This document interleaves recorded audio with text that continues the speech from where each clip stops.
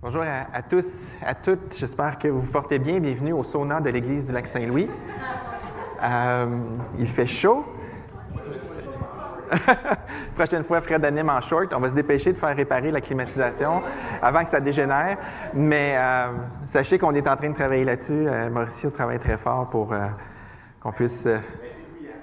Hein? Oui, ça tombe avec le héros bouillant. Aujourd'hui, on va conclure ensemble cette mini-série sur le fait que tu n'es pas le héros de ta vie. Et que ça, entre autres, c'est une excellente nouvelle, même si ça semble vraiment dépressif à l'ère d'Instagram où tout le monde se met en vedette. Et je veux nous aider à regarder à la bonne place. C'est toujours ça mon but, nous aider à regarder à la bonne place, regarder les Écritures de la bonne façon pour nous encourager, pour nous aider à avoir notre marche sur terre. Et ce matin, c'est particulier parce qu'on va regarder un texte qui est très, très souvent prêché et qui, la majorité des fois, est mal prêché. Je fais c'est quoi un statement? Comment on dit ça? Une affirmation, une déclaration solennelle ce matin. Mais avant, c'est les vacances, il y a plein d'ados, je ne veux pas que votre cerveau soit ramolli, fait qu'on va commencer par faire des mathématiques, voulez-vous? Donc, session mathématique numéro 1. Qui peut me dire 2 tiers plus moins 8 sixièmes, ça fait combien? Vite! Là, je fais ça à mes enfants. Ça fait combien? Ça fait combien? Ça fait combien? Puis ils stressent. Combien? 2 tiers. Donc, c'est pas compliqué, hein? On peut juste additionner les numérateurs ensemble. On additionne les dénominateurs ensemble. Et puis, ça nous donne moins 2 tiers. C'est fantastique. S'il n'y a personne qui s'offusque de ce qui est écrit sur l'écran, je m'inquiète. Y a-t-il des gens qui sont fâchés? Lucie est comme non, ça me rassure que Lucie est comme non, il ne faut pas faire ça. OK, on va en faire un deuxième. On va simplifier cette fraction-là. Quand il y a des fractions, c'est pas compliqué. Quand il y a des choses en haut puis en bas, on peut les enlever. Fait que je vais canceller les 9, ça me donne 1/5. C'est bon? Ah, celle-là est plus évidente, hein? C'est quoi? Faut pas faire ça, d'accord? Ça marche? Mais les réponses sont bonnes. Ça donnait moins 2 tiers et ça donne bien 1/5 si vous simplifiez cette fraction-là. Les exemples que j'ai choisis fonctionnent, mais ne faites pas ça à la maison, d'accord? Ça fonctionne à cause que les exemples que j'ai font en sorte que ça déboule et que ça fonctionne. Mais, je m'excuse à tous les professeurs et amateurs de mathématiques qui nous regardent, il ne faut pas faire ça. Il ne faut pas faire ça parce que ce n'est pas comme ça que ça fonctionne. Dans la vraie vie, si vous faites des mathématiques comme ça, vous allez être pauvre, d'accord? Il ne faut pas faire ça. Beaucoup de mauvaises façons de faire peuvent nous apporter des fois des bonnes réponses simplement parce qu'on est chanceux, parce que ça donne que l'exemple qu'on regarde fait en sorte que la mauvaise façon de faire nous donne la bonne réponse. Partir de quelque chose qui est faux et faire des opérations qui sont vraies peut nous amener à un résultat qui est vrai. Et partir de quelque chose de vrai et faire des opérations qui sont fausses va nous amener des fois à des choses qui sont vraies. Pourquoi je commence ainsi? Parce que justement, le texte de ce matin est vraiment un texte que beaucoup de gens aiment et que beaucoup de gens aiment présenter. On le présente souvent aux enfants. 1 Samuel 17, quand David affronte Goliath. J'ai regardé dans une base de données de sermons. Il y a plus de 500 sermons dans cette base de données-là sur ce texte-là, de toutes sortes de dénominations confondues. Je n'ai pas regardé les 500 sermons, j'en ai regardé au hasard une cinquantaine, un peu plus qu'une cinquantaine. J'en ai trouvé 2 qui regardaient le texte correctement. Fait que je suis inquiet, comprenez-vous? Je suis inquiet. La plupart disent des choses comme ceci. Crois en Dieu, fais confiance dans les moyens que Dieu te donne, Dieu se bat avec toi, accepte pas la défaite même quand les autres sont découragés, t'as qu'à faire confiance à Dieu. Ou encore, et c'est ce qui me fait le plus de peine parce que c'est des très bonnes questions, quels sont les géants de ta vie que Dieu veut t'aider à affronter? Quels sont les Goliaths dans ta vie que Dieu veut t'aider à vaincre? Et Et j'aime bien cette image-là. On l'utilise, cette expression-là. Même les non-chrétiens vont dire une personne poursuit Microsoft, c'est David contre Goliath. On utilise cette image-là. Quand on a des grands défis devant nous, on va se sentir comme David contre Goliath. Moi aussi, je vais l'utiliser. Mais est-ce que c'est l'utilisation que Dieu veut pour nous dans ce texte-là? Face à ce genre de sermons-là qui vont dire « Fais confiance à Dieu, Dieu va te donner la victoire sur la bataille », j'aimerais appeler au banc des témoins Hébreux 11. Hébreux 11 entre dans le chat et dit il y a plein de martyrs qui sont morts, que leur Goliath n'a pas été terrassé par Dieu. Ce matin, au travers 1 Samuel 17, on va voir que Jésus, le roi berger, a obtenu la victoire la plus importante de ta vie et de ma vie. Ce texte-là nous pointe vers Jésus, il ne nous pointe pas vers nous. En tout cas, pas comme étant le héros de l'histoire. On voit David, puis on se dit « Agis comme David ». David a manifesté plein de belles qualités dans ce passage-là. Mais qu'est-ce que le texte veut nous dire? Et à ce stade-ci, dans ces prédications-là, vous connaissez le plan, hein? Le personnage du texte, Jésus et nous. C'est ça le plan ce matin. David, le roi berger, Jésus, le roi berger, et toi et moi, et qu'est-ce que ça change pour nous? On connaît bien cette histoire-là, on la raconte aux enfants. Je ne vais pas tout lire les passages, c'est un très long récit, mais on va se promener dans le texte ensemble. Et ça commence comme ceci. Les Philistins réunirent leurs troupes pour faire la guerre, et ils se rassemblèrent à Soko, ville qui appartient à Juda. Ils installèrent leur camp entre Soko et Azekah, près de Éphes-Damin, je me suis pratiqué. Saül et les hommes d'Israël se rassemblèrent aussi. Ils s'installèrent leur camp dans la vallée d'Éla et ils se rangèrent en ordre de bataille contre les Philistins. Le cas classique, deux armées face à face, chacun sur sa montagne, on descend la vallée, on va se battre dans le milieu, personne ne veut descendre en premier parce que ceux qui descendent en premier vont être désavantagés parce que les autres vont les attaquer de haut. Donc, on est planté là, puis on joue à, les enfants appellent ça chicken, là. Le premier qui se sauve, c'est lui qui est perdu. Les Philistins se tenaient sur une montagne et Israël sur celle d'en face. La vallée les séparait. Un homme sortit alors du camp des Philistins et s'avança entre les deux armées. Il s'appelait Goliath, il venait de Gath, et il mesurait environ 3 mètres. Et là, les 3 petits points là, que j'ai mis là, c'est que là, on décrit l'armure de Goliath. Une grosse armure en bronze. Déjà, le gars est impressionnant. Mais là, tout est en bronze, il y a un javelot en bronze. Le gars, il est giga fort. Okay? C'est comme giga Chad. Le gars, il va vraiment... Il terrorise tout le monde. C'est le champion de l'armée. Tout dans la description, dans le texte biblique, tout est là pour qu'on comprenne que ce personnage-là, cet homme-là qui s'en vient, est terrorisant.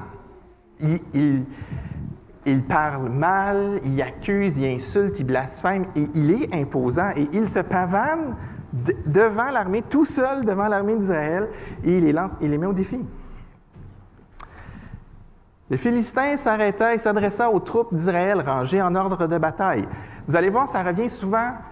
Les armées sont comme prêtes, mais il ne se passe rien. Ils sont en ordre de bataille. Il leur cria, « Pourquoi sortez-vous pour vous ranger en ordre de bataille? Ne suis-je pas le Philistin et n'êtes-vous pas les esclaves de Saül? » On lance des petites insultes. « Choisissez un homme qui descende contre moi. S'il peut me battre et qu'il me tue, nous serons vos esclaves. Mais si je l'emporte et que je le tue, vous serez nos esclaves et vous nous servirez. » Le Philistin dit encore, « Je jette aujourd'hui un défi à l'armée d'Israël. Donnez-moi un homme pour que nous nous battions ensemble. » En entendant ces paroles du Philistin, Saül, qui est le roi d'Israël à ce moment-là, et tout Israël fut effrayé et rempli de peur. Donc la crainte est là, le monsieur est épeurant, le monsieur est imposant. Et même Saül, qui est un bon guerrier, a peur. Et là, David entre en scène, on le présente sa famille, puis on présente David et ça dit, quant à David, il faisait le va-et-vient quittant Saül pour garder les brebis de son père à Bethléem. Dans le récit, David est à la cour de Saül comme un musicien. Et David passe son temps, il est assez jeune, mais il passe son temps entre aller jouer de la musique pour le roi quand il ne va pas bien et aller garder les brebis de son père. Donc, il fait l'aller-retour souvent. David est probablement dans la jeune vingtaine, ou près de la vingtaine. Il n'y a pas 4 ans, là. C'est un berger, mais des fois, on l'imagine tout petit comme un enfant, parce que le texte va dire que c'est un enfant, mais dans le sens, ce n'est pas un homme de guerre. Mais il avait probablement dans la vingtaine. Et le texte continue. Le Philistin s'avançait matin et soir, et il se présenta ainsi pendant 40 jours. Est-ce que votre radar sonne?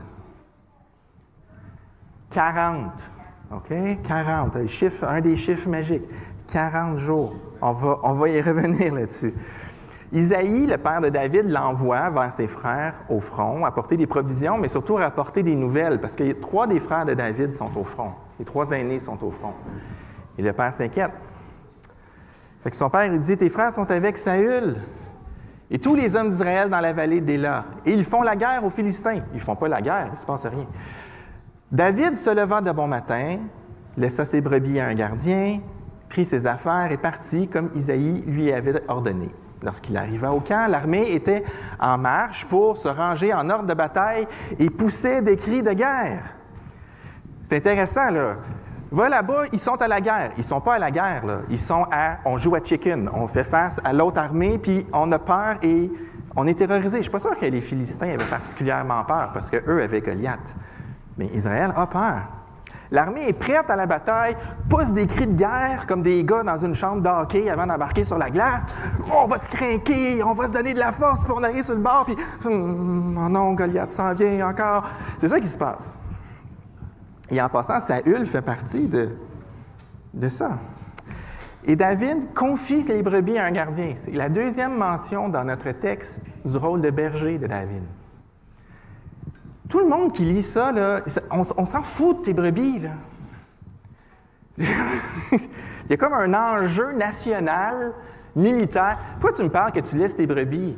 Déjà, on a mentionné que tu faisais le va-et-vient pour garder les brebis. Là, on mentionne qu'avant de partir, tu as laissé les brebis. On veut... Ça coûte cher du papyrus, hein? Il n'y a pas de mots qui ne servent à rien. On veut souligner que David est un berger. Continuons. David est en train de parler avec les gens au front lorsque le Philistin de Gath, appelé Goliath, s'avança entre les 2 armées, hors des rangs des Philistins. Il tint les mêmes discours que les autres fois, et David les entendit. À la vue de cet homme, tous les Israélites prirent la fuite remplis de peur. Chacun disait, « Avez-vous vu s'avancer cet homme? C'est pour jeter un défi à Israël qui s'est avancé. Si quelqu'un le tue, le roi le comblera de richesses et lui donnera sa fille et libérera sa famille de tout impôt en Israël. » David demanda aux hommes qui se trouvaient près de lui, « Que fera-t-on pour tuer ces Philistins? » C'est comme, tout le monde sont en train de fuir, c'est la panique. Puis là, il entend plein d'affaires. Il confirme, c'est quoi qui va arriver à celui qui va le tuer? Puis, dans le fond, c'est comme pas important. Qui va écarter la honte d'Israël? Là, on est tous en train de se sauver, vous êtes tous en train de partir en panique, vous avez peur, mais qui va régler la honte d'Israël? C'est ça qui préoccupe David. Qui est donc ce Philistin, cet incirconcis, pour insulter l'armée du Dieu vivant? David, il n'a pas le goût de s'en aller. Il se demande juste, c'est qui va y aller? Qui va aller? On est toute l'armée d'Israël au front, c'est quoi qui se passe? Pourquoi il n'y a personne qui s'en va le voir? C'est qui va y aller? C'est qui qu'on a choisi pour aller se battre? Ça, c'est l'état de David. C'est un incirconcis. Qu'est-ce qu'il peut contre Dieu? Les hommes ont peur, mais on voit le caractère de David. Ce n'est pas la peur qui le tracasse, mais le zèle. Il est surpris de voir un homme oser insulter l'armée du Dieu vivant. Et là, on a un dialogue très intéressant entre David et Saül. David se fait apporter près de Saül, et David dit que personne ne se décourage à cause de ce Philistin. Moi, ton serviteur, j'irai me battre contre lui. Saül dit à David, tu ne peux pas aller te battre contre ce Philistin, tu n'es qu'un enfant. Alors que lui, c'est un homme de guerre depuis sa jeunesse. David dit à Saül, ton serviteur gardait les brebis de son père. Ça fait 3 fois qu'on voit le berger. Quand un lion ou un ours venait pour en enlever une du troupeau, je courais après lui. C'est pas juste je me défendais quand il me sautait dessus. Je courais après lui. Je le frappais, j'arrachais la brebis de sa gueule. S'il m'attaquait, je l'attrapais à la gorge, je le frappais et je le tuais. C'est ainsi que ton serviteur a frappé le lion et l'ours. Et ce sera aussi le sort du Philistin. De cet incirconcis, car je suis vraiment bon. Car il a insulté l'armée du Dieu vivant. David ajouta, « L'Éternel m'a délivré de la griffe du lion, de la patte de l'ours. Il me le délivrera aussi de ce Philistin. » Si Dieu s'est occupé de moi quand je gardais des moutons, quand je vais aller défendre l'honneur de son peuple, il va s'occuper de moi. Saül, entre parenthèses, c'est moi qui rajoute, le roi Froussard, dit à David, « Vas-y, et que l'Éternel soit avec toi. » David est outré. Ça, c'est le sentiment de David. Il est scandalisé que quelqu'un puisse dire ça de l'armée de l'Éternel puis qu'il ne se passe rien. C'est pas concevable. J'ai été berger, Dieu m'a protégé des dangers, il va m'accompagner. Tu ne peux pas insulter Dieu et vivre. Donc, je vais aller le tuer. C'est la conséquence logique de ce qui va arriver. Je vais vite dans cette conversation-là, mais c'est très riche qu'est-ce qu'il y a.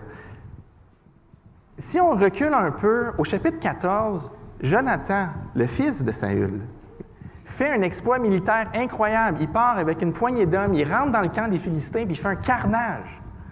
Jonathan est un vaillant guerrier. Jonathan est un vrai héros.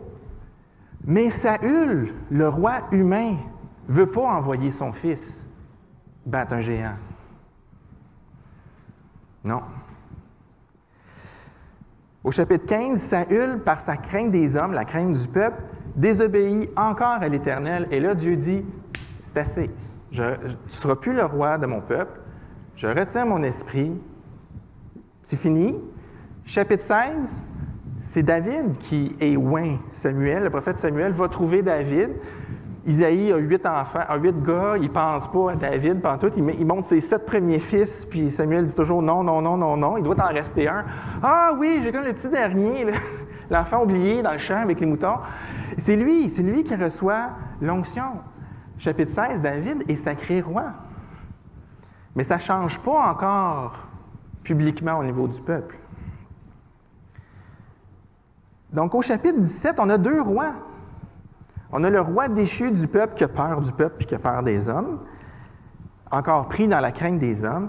Et on a David, le roi berger, qui, en quelque part, est au service de Saül. Parce que David se dit toujours, c'est Dieu qui l'a nommé, ce gars-là. Quand Dieu va vraiment être tanné de Saül, il va s'en débarrasser. En attendant, moi, je sers celui qui est le roi sur le peuple. David est le roi qui craint Dieu. Et il va recevoir la victoire de l'Éternel. Et là, dans le texte qui suit, Saül propose son armure à David. Voilà toute mon épée. Puis David dit, je ne peux pas mettre ça. Ça ne me fait pas, c'est bien trop. Non, moi, je n'ai pas affronté des ours et des lions avec ton armure.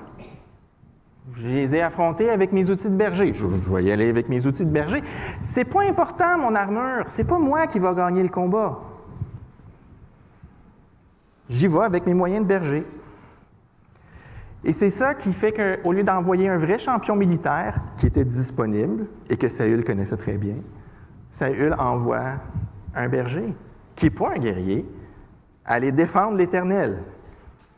Et je pense que Dieu a incliné le cœur de Saül pour qu'il dise oui, parce que tout le sort de la nation va reposer sur David. Un gars qui n'est pas guerrier, qui s'en va se battre contre un giga champion. Pour quelqu'un qui a peur des hommes, c'est pas logique. Je ne pense pas que c'est une décision que Saül aurait prise logiquement. Je pense que Dieu s'est arrangé pour que les choses se passent ainsi. Parce qu'on accepte l'entente, on accepte le défi de Goliath, on accepte les règles qu'il a mises. Si David perd, Israël devient esclave des incirconcis. L'enjeu est important. Alors le combat s'amorce. David prit en main son bâton, choisit dans le torrent 5 pierres lisses, les mit dans sa gerbicière de berger et dans sa poche. Enfin, sa fronde à la main, ils avancent contre le Philistin. Le Philistin s'approcha peu à peu de David, et l'homme qui portait son bouclier devant lui 1 contre 2. Le Philistin dit à David, « Suis-je un chien pour que tu viennes à moi avec des bâtons? » Je suis sûr que David a fait « oui », mais on ne le dit pas dans le texte. Après l'avoir maudit par ses dieux, il ajouta, « Viens vers moi, je donnerai ta chair à manger aux oiseaux du ciel et aux bêtes des champs. » David dit aux Philistins, et j'aime le fait qu'on nomme David, mais on nomme pas Goliath. Petit détail, vous irez creuser. Tu marches contre moi avec l'épée, la lance et le javelot. Moi, je marche contre toi au nom de l'Éternel, le Maître d'univers, au nom du Dieu de l'armée d'Israël que tu as insulté. Aujourd'hui, l'Éternel va te livrer entre mes mains. Je t'abattrai et je te couperai la tête. Aujourd'hui, je vais donner, pas seulement ton cadavre, le cadavre du camp des Philistins aux oiseaux du ciel et aux bêtes sauvages. Toute la terre saura qu'Israël a un Dieu. Et toute cette assemblée, là, il ne parle pas des Philistins parce qu'ils vont tous être morts. Il parle de la gang qui sont encore en haut sur la montagne d'Israël. Toute cette assemblée saura que c'est ni par l'épée, ni par la lance que l'Éternel sauve. En effet, la victoire appartient à l'Éternel et il vous livre entre nos mains. Le combat, comme tel, est très rapide. Ils se sont lancés 2-3 petites remarques. Le combat commence. Dès que le Philistin se mit à marcher vers lui, David courut sur le champ de bataille à sa rencontre, porta la main à sa gerbicière, prit une pierre, la lança avec sa fronde, frappa le Philistin au front et la pierre s'y enfonça. Le Philistin tomba le visage contre terre. Ainsi, avec une fronde et une pierre, pas avec l'épée et la lance, avec des outils de berger, David fut plus fort que le Philistin. Il le frappa, le mit à mort sans avoir d'épée à la main. C'est assez singulier comme bataille et à l'école du dimanche, on dessine toujours le combat de David contre Goliath de maintes et maintes façons. Ça nous impressionne. Mais le récit est là pour nous montrer l'absurdité de ce combat-là, d'un point de vue humain et d'un point de vue divin. D'un point de vue humain, c'est absurde. Un jeune homme pas entraîné, pas équipé, qui affronte un super champion militaire très, très entraîné et très, très équipé. Mais du point de vue divin, un soldat armé et expérimenté n'est rien devant Dieu. Vous pouvez vous équiper autant que vous voulez pour la bataille. Vous pouvez préparer vos arguments. Des fois, on entend des gens dire « Quand je vais mourir puis je vais arriver devant Dieu, je vais m'arranger avec lui. » Prépare tes arguments, parce que je ne sais même pas pourquoi Dieu voudrait avoir une audience. Mais ça, c'est une autre question. On n'est rien devant Dieu. Le roi d'Israël, c'est-à-dire le futur roi qui est déjà roi, mais qui n'est pas encore roi, David, agit au nom de Dieu pour l'honneur de Dieu et par la foi en Dieu. Et c'est l'Éternel qui délivre. Comme lorsqu'on a vu Josué et Jéricho sonner des trompettes, ça ne fait pas écraser des murailles. Essayez pas ça, ça ne marche pas. OK? Ça ne fonctionne pas.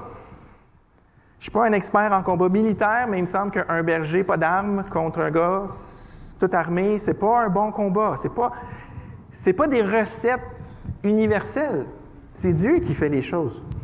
Et la faiblesse de ces actions-là est justement pour que ce soit sur Dieu que soit la gloire.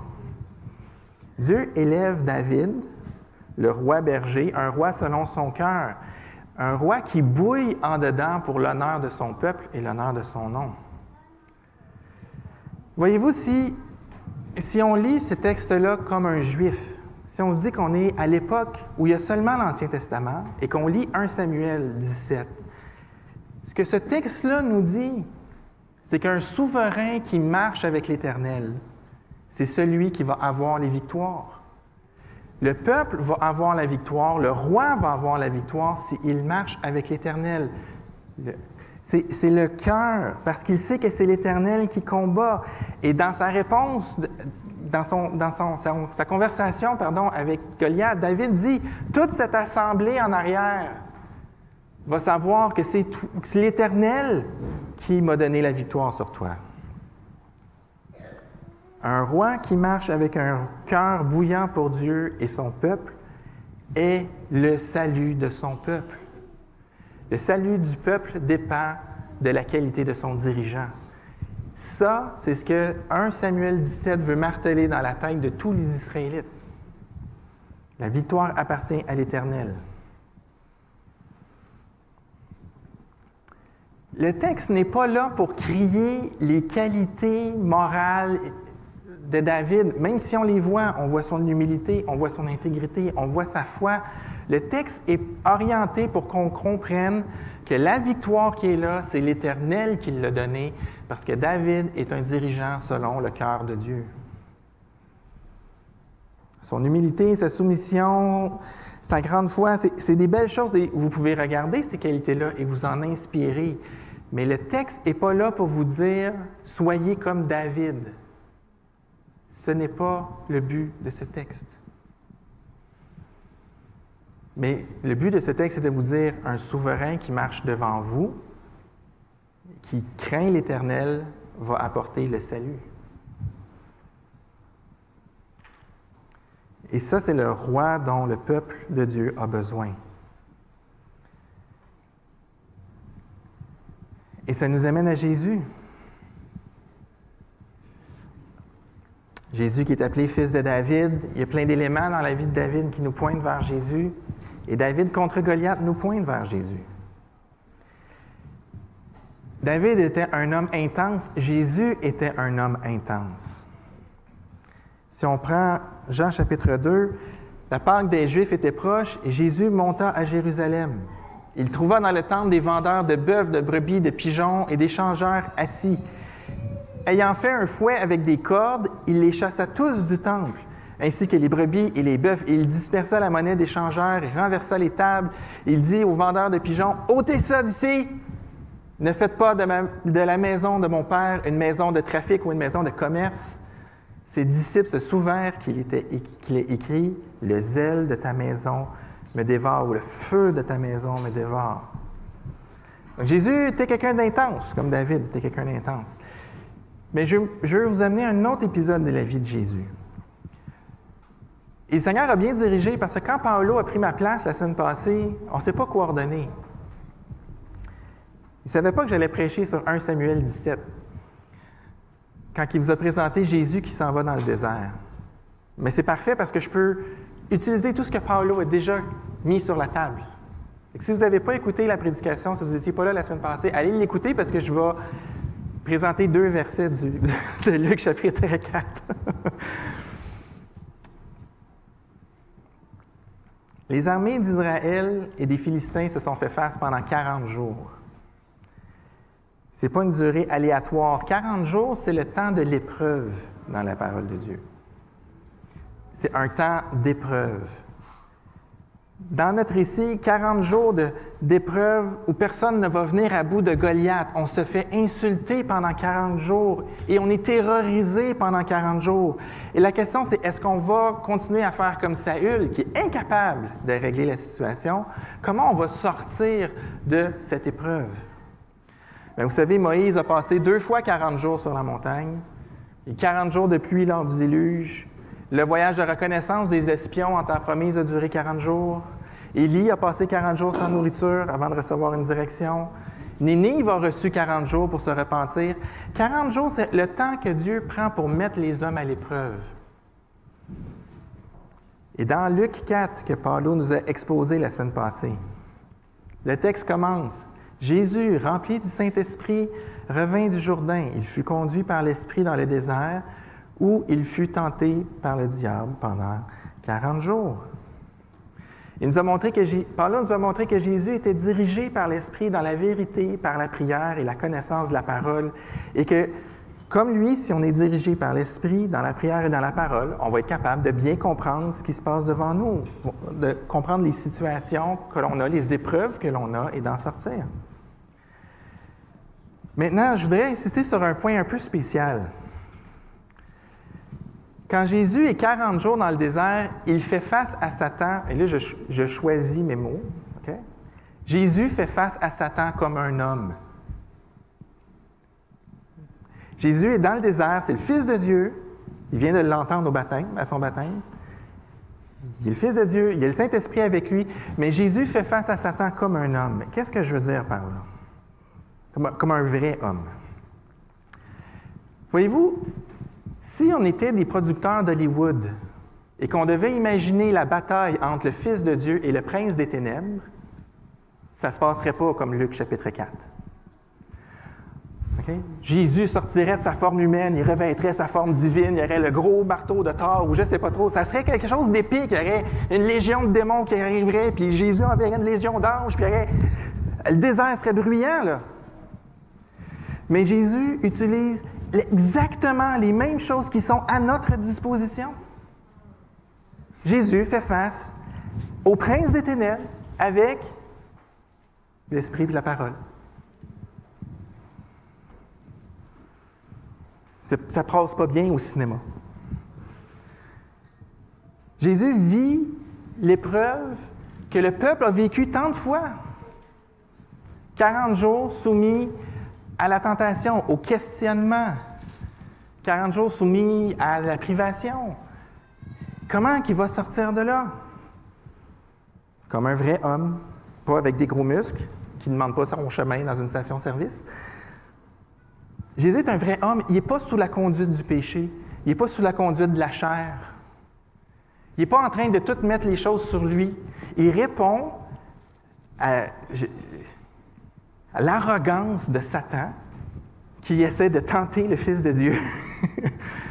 Il répond avec les mêmes choses que toi et moi, on a accès, avec la parole.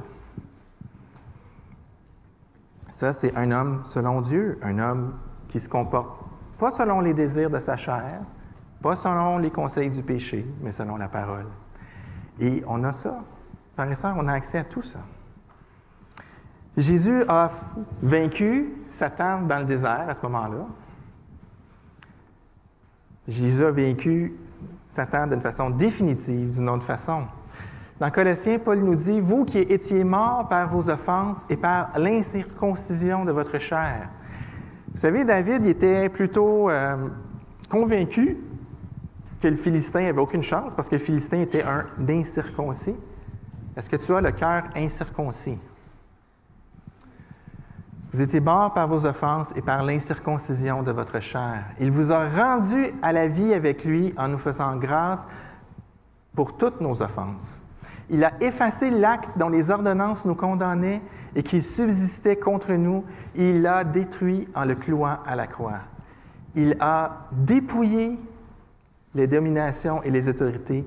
Il les a livrées publiquement en spectacle en triomphant d'elles par la croix. Vous savez que David s'est ramené avec la tête de Goliath pour aller voir Saül? C'est la seule façon de prouver que quelqu'un était vraiment mort, c'est quand tu l'amenais avec sa tête très très loin de son corps. C'était livré, je vais rire mon gars, c'était livré en spectacle.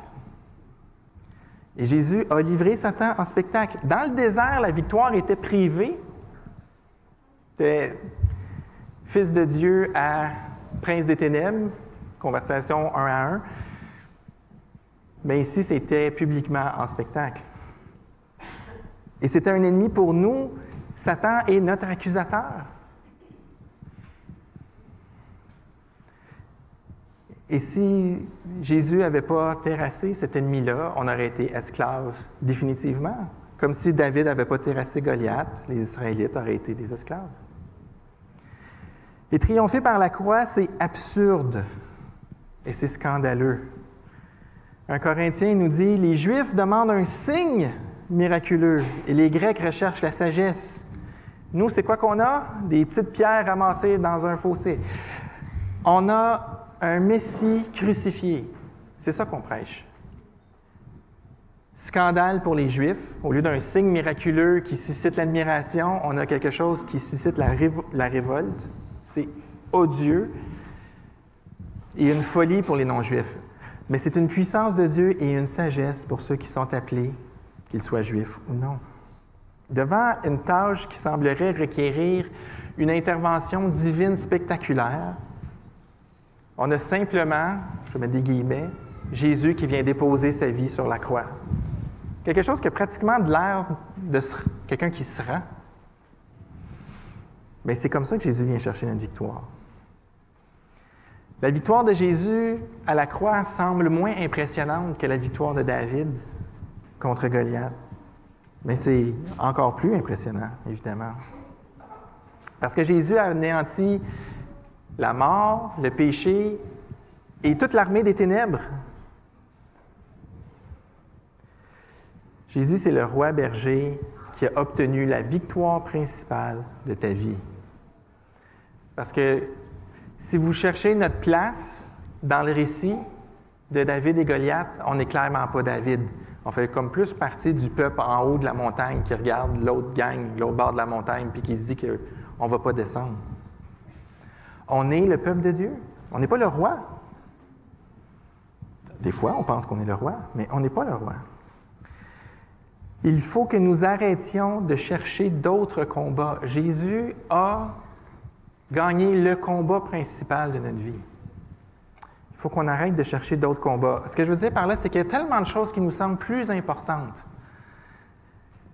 Il semble que, OK, oui, Jésus t'a payé pour mes péchés, mais il y a ça là, dans ma vie. Et on vit tous des épreuves, on vit tous des choses difficiles, des moments où l'obstacle prend tout notre champ de vision. Mais cette réalisation que Jésus a obtenue pour nous, ce qui compte vraiment, c'est ce qui devrait nous porter chaque jour. Je vais faire face à cette épreuve-là parce que Jésus me porte.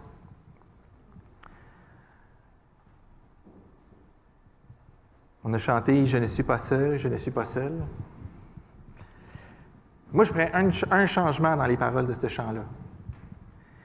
Je dirais « Je ne suis pas seul, je ne suis pas seul, tu es avec moi ». Ça me sécurise plus de savoir que Dieu se tient à côté de moi qu'avoir l'impression que moi, il faut que je me tienne à côté de lui.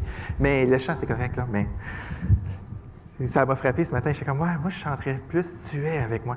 Mais les deux se disent, Parce qu'il n'y a pas de théologie problématique.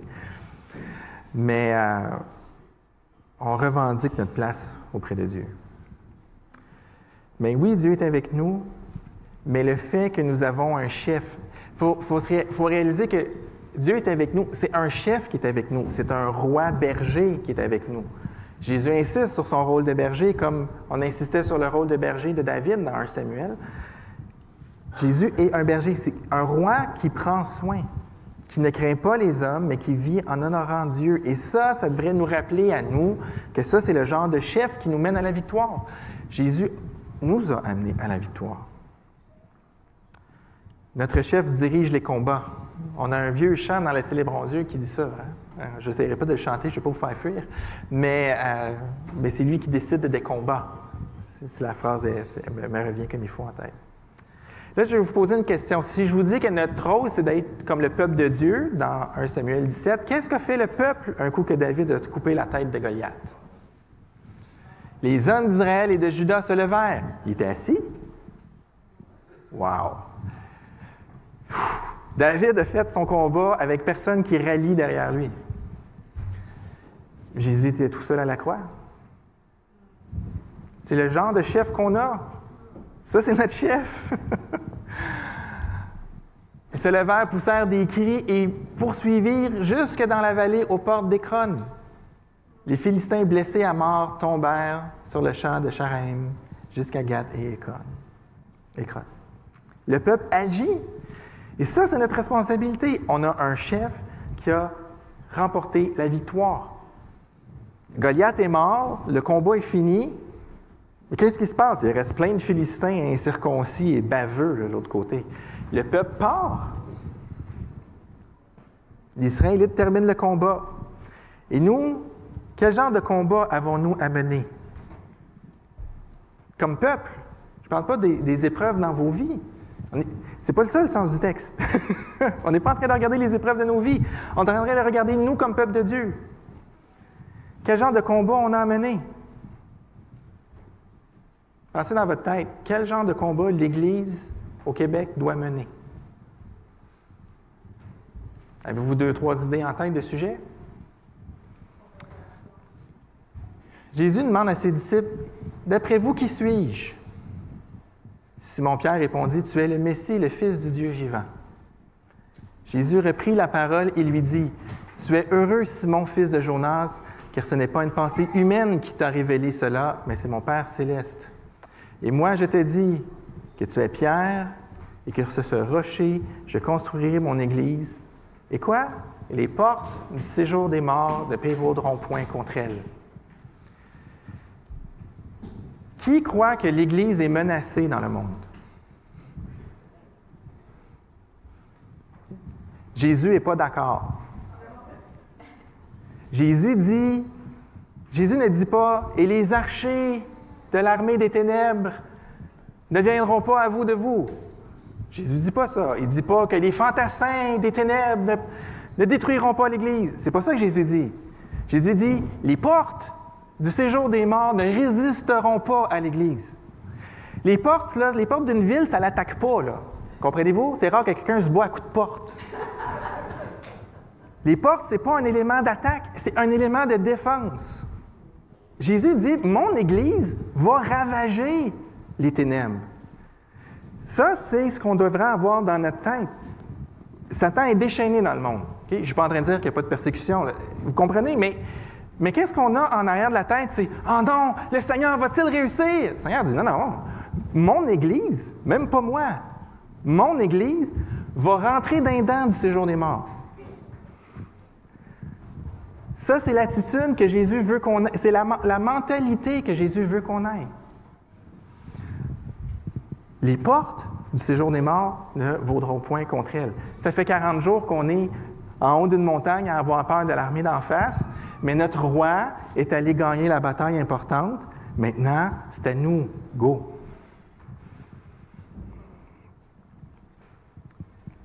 Moi, ce passage-là me garde de la panique qui peut arriver quand on regarde l'état de notre monde.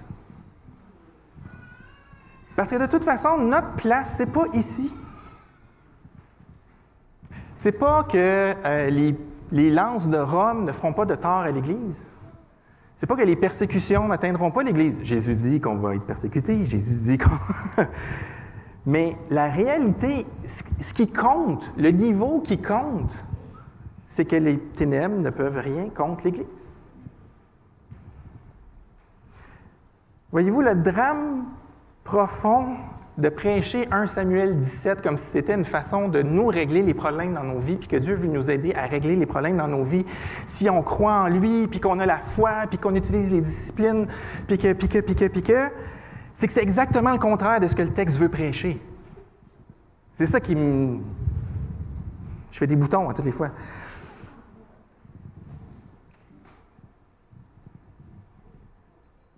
Le roi a fait tout ce qui était nécessaire. Pas moi. Pas moi, pas vous. C'est pas à propos de nous. On n'est pas le héros de notre vie. Après ça, il y a plein de choses qui arrivent, puis Dieu nous accompagne. Mais comprenez-vous que ce texte-là veut parler à un autre niveau que nos tracas. Il y a plein de passages dans la Bible qui nous montrent que Dieu nous accompagne, qui nous délivre de toutes les choses. Vous pouvez aller lire les psaumes. Il y a plein de passages. On pourrait les regarder. Mais ce texte-là, il veut vous forcer à arracher vos yeux de votre nombril puis les mettre sur Jésus, qui a accompli le combat important. Maintenant, le champ de bataille est ouvert, les portes du séjour des morts ne peuvent rien contre nous. Go!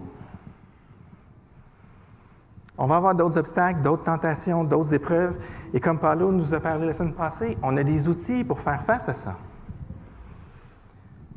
Mais Jésus, le roi berger, a remporté la victoire afin de pouvoir se glorifier dans nos propres vies par les actions qu'on va faire. Quelle est la vision que tu as dans ta tête? J'agis pour obtenir la victoire ou j'agis parce que la victoire est déjà obtenue? C'est la grosse différence. Et il y a plein de chrétiens qui agissent pour obtenir la victoire. Et ça crée un zèle. C'est intéressant. Mais il faut réaliser que la victoire a déjà été obtenue. Et ça change la façon dont on se bat. Ça change notre calme.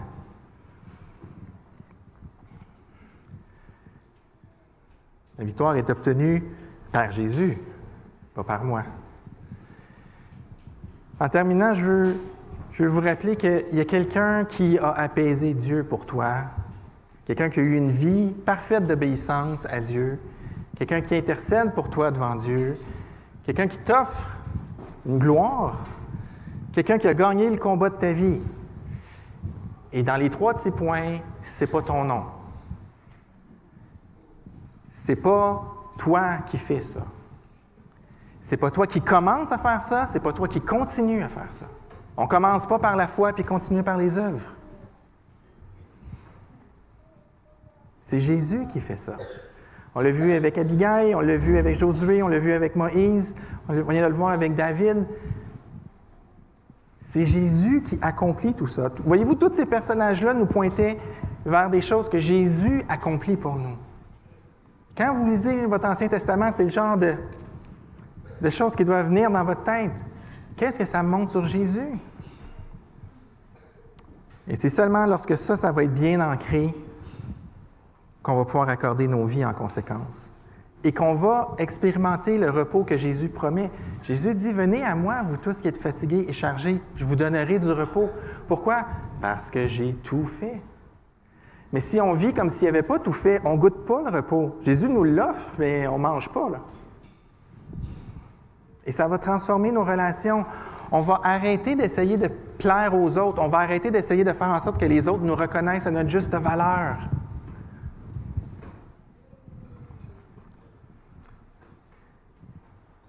Ça va transformer nos priorités. Je n'ai plus besoin d'avoir un statut ici sur Terre parce que j'en ai déjà un. Ça va changer mon approche envers ceux qui ne connaissent pas Dieu. Ceux qui ne connaissent pas Dieu n'ont pas besoin de vivre l'éthique chrétienne. C'est déjà assez dur de vivre l'éthique chrétienne avec le Saint-Esprit en étant né de nouveau. Demandons pas aux non-chrétiens de vivre comme des chrétiens. C'est pas de ça qu'ils ont besoin. Ils n'ont pas besoin de vivre comme des chrétiens, ils ont besoin de rencontrer Dieu. C'est vraiment ça. Et ça va changer notre niveau d'inquiétude face à nous-mêmes et face au monde. J'aimerais prier. Ah, Seigneur, je n'ai vu rien d'autre que ton salut me rassurer encore et encore dans le fait que tu as tout accompli ce qui était important. Aide-moi, aide-nous à regarder nos vies au travers de cette lentille-là, cette réalité-là, que tu as tout accompli pour nous. Viens notre secours, Seigneur, alors qu'on s'en va dans une implication plus grande dans la communauté de différentes façons. Seigneur, aide-nous à garder les yeux sur le fait que les gens ont besoin que tu sois leur Seigneur et leur Sauveur. Et merci que tu nous donnes ça, non pas parce qu'on le mérite, mais à cause de qui tu es. Amen. Que le Seigneur vous bénisse abondamment.